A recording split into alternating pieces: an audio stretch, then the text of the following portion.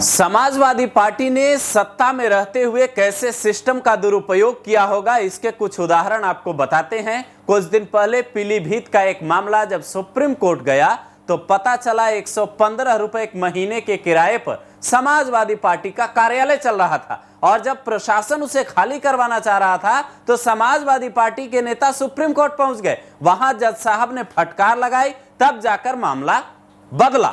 लेकिन अब मुरादाबाद से एक नई कहानी खुली है। मुरादाबाद में मुलायम सिंह यादव के नाम पर एक कोठी है और वो कोठी, ये उसकी तस्वीर है। इस कोठी का किराया जो है वो करीब 250 रुपए है। अब इस कोठी के जरिए सपा का कार्यालय मुरादाबाद से चल रहा है। ये जो कोठी है वो सिविल लाइंस के पॉश इलाके में है, करीब 1000 वर्ग मीटर में फैली है। अब आप सोचिए कि 1000 वर्ग मीटर जमीन का किराया समाजवादी पार्टी सपा कार्यालय जहां से चला रही है, एक तरीके से समझिए जिस जगह का कॉमर्शियल इस्तेमाल हो रहा है उस जगह का किराया कितना दे रही। अब वहां के प्रशासन ने, जो मुरादाबाद के डीएम है, उन्होंने समाजवादी पार्टी को यह बकायदा नोटिस जारी किया है कि इस जगह को आपको खाली करना होगा। लेकिन अब यहां भी पेच फंस सकता है। प्रशासन का जो दावा है वो ये है कि जो छावनी में पुलिस ट्रेनिंग कॉलेज के पास ये जो कोठी है उसे खाली करना होगा। राज्य सरकार की ये संपत्ति है। एडीएम फाइनेंस ने सपा जिला अध्यक्ष को नोटिस भेजा है और 30 दिन का वक्त दिया है।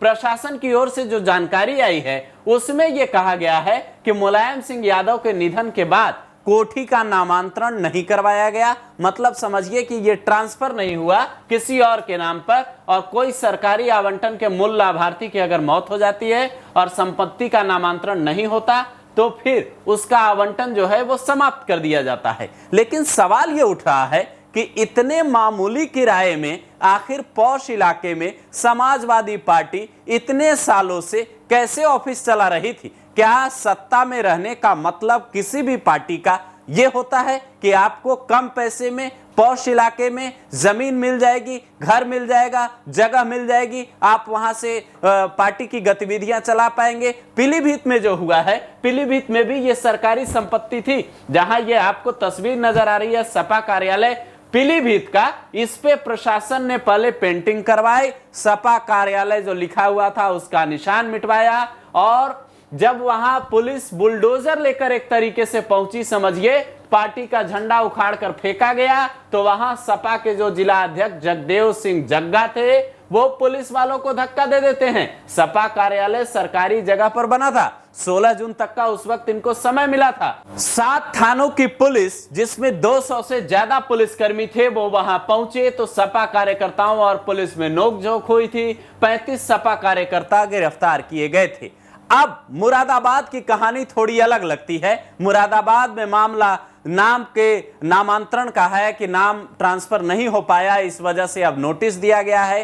तो यहां पे क्या होता है ये देखने वाली बात होगी। लेकिन एक सवाल लोगों के मन में जरूर होगा कि 250 रुपए किराए, 115 रुपए किराए में, इस महंगाई के जमाने में, वो भी सरकारी जगहों का ये किराया, मामूली किराया आखिर तय कौन करता है और ये हो कैसे जाता है जब आम लोग इतने मामूली किराए में कहीं एक गांव में भी नहीं रह सकते, तो फिर बड़े बड़े शहरों में, पॉश इलाकों में, जिलों में इतने कम पैसे, इतने कम किराए पर आखिर पार्टियों को कैसे बिल्डिंग मिल जा रही है? ये एक बड़ा सवाल है। क्या बेसिक किराया भी जो है, जो पार्टियों को दिया जाता है, भले ही ये पैसा सरकारी खजाने में ही जाता है, लेकिन क्या ये भी बढ़ाए जाने की जरूरत है? क्योंकि पार्टियों के पास तो फंड की कमी है नहीं, और सरकार अगर कम पैसे पे इनको सुविधा दे रही है तो वो तो जनता के टैक्स का पैसा है। फिर इस तरीके की रियायत क्यों?